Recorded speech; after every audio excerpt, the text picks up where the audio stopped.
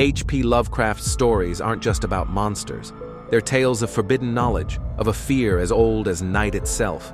There are no heroes destined for glory here, no magic swords that can save us. Only the certainty that the cosmos is a cold and uncaring place, and that there are things in the shadows watching us. Creatures from forgotten times, older than the gods, who laugh in the darkness while humanity crawls in its ignorance, believing itself safe in a universe that never belonged to it. These are the creatures, beings, and monsters of Lovecraft's universe.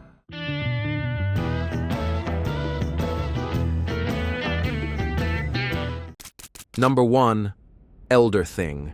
The Elder Thing were the first alien species to arrive on Earth, colonizing the planet approximately 1 billion years ago. They were approximately 6 feet tall and had the appearance of a huge oval barrel with starfish-like appendages at both ends. The upper appendage was a head adorned with 5 eyes, 5 digestive tubes, and a set of prismatic cilia for seeing without light. The lower appendage had 5 limbs and was used for walking and other forms of locomotion. These beings also had 5 retractable, leathery wings, which they used both for atmospheric flight and for navigating the ether of empty space. They had 5 pairs of tentacles sprouting from their torsos, which divided twice into thinner tentacles that could be used for swimming and manipulating objects. Both their tentacles and the slits that housed their folded wings were spaced at regular intervals around their bodies. The ancients were plant-like in form, with radial symmetry rather than the bilateral symmetry of bipeds. They also differed in having a 5-lobed brain.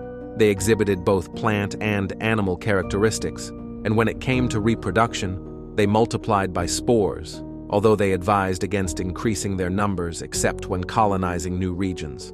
Although they could use both organic and inorganic substances, the ancients were predominantly carnivorous. They were also amphibians. Their bodies were incredibly resilient, able to withstand the pressures of the ocean depths and the harsh vacuum of space. Few died, except by accident or violence. These beings were also capable of hibernating for vast periods of time. However, unlike other beings in the mythos, the ancients were made of normal earth matter. Their blood was thick and green, and it gave off a horrible, indescribable stench, detectable from far away. The technology they possessed was not described at length other than as extremely advanced. They are also described as possessing a great mastery of biological principles and genetic engineering, and are known to have synthesized many life forms, including Shogoths and the ancestral forms of all native life on Earth. Because the ancients reproduced through spores, there was little biological basis for forming families, so they lived together with others with whom they got along. The families of the ancients lived in spacious dwellings, where furniture and other decorations were placed in the center of the rooms, leaving the walls free from murals. On Earth, the ancients built enormous cities, both underwater and land-based. They bioengineered the dreaded Shogoths to be their universal slave race, but after several million years, the Shogoths developed sentience and rebelled, an event that accelerated the decline and ultimate collapse of their civilization. They are known to have fought against the Cthulhu, the great race of Yith, and the Migo. Despite these conflicts, it was the gradual cooling of the planet during the last ice age that ultimately spelled their downfall. Retreating to their underwater cities in the depths of the ocean, they would thereafter have no further contact with the outside world. Their last surface city, located on a high plateau in Antarctica, remains frozen. The ruins of this city were discovered in 1931 by 2 members of a Miskatonic University Antarctic expedition. Number 2. Deep One. The Deep Ones are an amphibious race that primarily serves the 2 beings known as Father Dagon and Mother Hydra, but they also have strong ties to Cthulhu and are known to employ Shogoths as servants. Locked within the timeless depths of the sea, their alien and arrogant lives are coldly beautiful, incredibly cruel, and effectively immortal. They are humanoid beings with fish, human, and amphibian traits.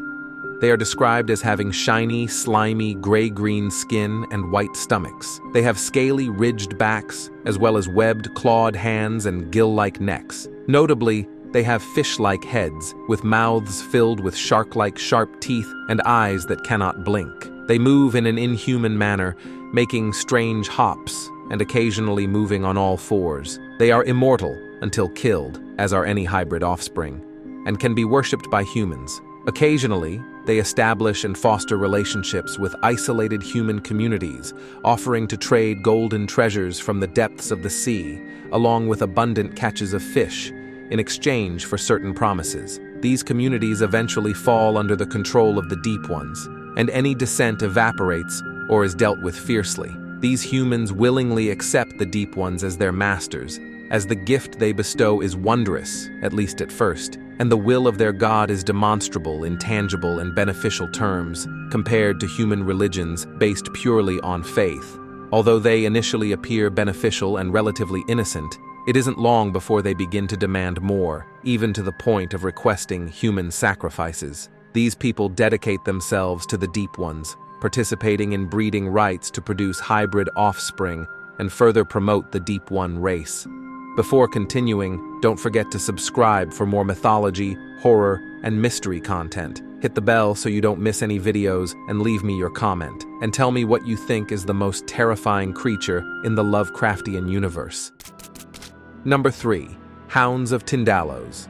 Hounds of Tendas are extra-dimensional predatory creatures, capable of materializing at any point in space and time to feed on their victims. They are said to inhabit the corners of time. In contrast, humans and other earthly life forms live within the bends of time. Little is known about their appearance, as few victims survive their attacks. However, they are known to have hollow proboscises that they use for feeding and are associated with a blue, pus-like substance. Dogs can appear around any angle or corner, especially those with an incline greater than 120 degrees. When they make their way into the universe, their arrival is preceded by the appearance of smoke rising from the corner, followed by their head and body. Number 4. Migo. The Migo are also known as the fungi of Shogoth. There are several types, including winged and wingless variants. Those with wings use them to fly through the ether of outer space. They are a technologically advanced race, especially in medical and surgical technology. Body modification and brain extraction are trivial matters to them. On Earth, they are known to be present in the hills of Vermont and the Himalayas. They typically walk on all limbs, but are also capable of standing on their hind limbs, leaving the others free to carry objects. They have no fixed size, but the most common appear to be around 5 feet long. They are fundamentally alien to terrestrial life. According to 2 reports in the original tale, their bodies are made of a type of matter not found naturally on Earth. Similarly, the artwork of the ancients depicts both the Migo and the Cthulhu as made of a type of supernatural matter. Due to their alien composition, they do not appear in photographs, as the matter they are made of reflects light differently, and they cannot consume food from Earth. When they die, their bodies dissolve within a few hours. In terms of their biology, they are described as very similar to fungi, although their external appearance is very similar to that of a crustacean, and they also have something resembling chlorophyll. Their blood has been described as a foul green ichor or a green goo. Interestingly, they are capable of entering suspended animation until they soften and are reheated by the sun or some other heat source. They usually communicate by changing the color of their heads, although they are often capable of speaking human language. Accustomed to the darkness of space and distant worlds like Shogoth, they prefer to avoid sunlight and are most active at night, particularly when there is no moon. However, this aversion to light is not related to sight, as the Migo are in fact blind and perceive the world through other senses. They first established their bases on Earth in the Jurassic period, about 100 million years ago. Their purpose was to extract minerals and rare metal ores, to research humans, and for other, less understandable reasons. They fought off attacks from the ancients, then settled in the northern hemisphere, and have remained there mostly to this day.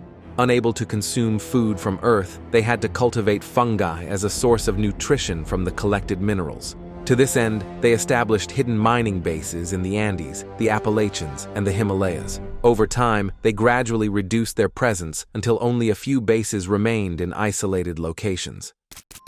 Number 5. Night Gaunt. These are a species of flying creatures from the Cthulhu mythos. They inhabit the dreamlands of Earth and are described as having smooth, whale-like skin, long, slender humanoid bodies, curved horns, bat-like leathery wings, and a blank expanse of flesh where one would expect a face to be. Number 6. Bayaki. The Bayaki are predators known to travel in the vacuum of interstellar space. If one has the means to survive the myriad threats space presents, then one could travel on a Bayaki to any part of the cosmos. When traveling beyond the speed of light, the creature's metabolism increases considerably. When it descends to the surface of a given planet, it is usually to feed, at which time it is best to avoid it. This interstellar race is believed to serve Hastur and can be summoned to participate in rituals. Composed of conventional matter, they are vulnerable to common mundane weapons, but possess a cunning intelligence, and some are capable of casting spells. They live in interstellar space and have no bases on Earth, but can be summoned to perform feats or to serve as steeds, carrying riders through interstellar space. These riders may need to drink the revered space mead to survive such frigid journeys. Some suggest that the Bayaki do not fly through space, but rather bend space around them, allowing for near-instantaneous transport between 2 points. They have a hewn organ tuned to the galaxy's magnetic field, capable of providing ease of movement in both vacuum and atmosphere by generating a Keem field through which to travel. Located in the creature's thorax, it allows them to travel at 400 times the speed of light. Due to their natural immunity to certain laws of space and time, the Bayaki will hear the summoner wherever and whenever they are. Number 7. Shantac. Shantacs, or Shantac birds, are creatures of the dreamlands that inhabit the desert known as the Cold Vast, near the city of Kadath.